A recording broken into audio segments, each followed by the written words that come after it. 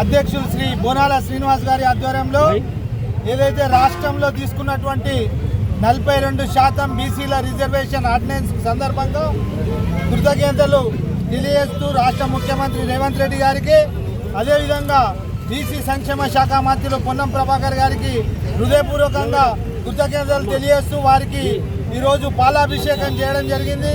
అదేవిధంగా బీసీలకు 42% ఆర్డినెన్స్ తీసుకొచ్చి అమలు చేస్తా స్థానిక సంస్థల్లో అని ఏదైతే నిర్ణయం తీసుకున్నారో రాష్ట్ర కేబినెట్ మంత్రివర్గానికి కూడా యావత్ జిల్లా కాంగ్రెస్ పక్షాన కృతజ్ఞతలు తెలియజేసుకుంటూ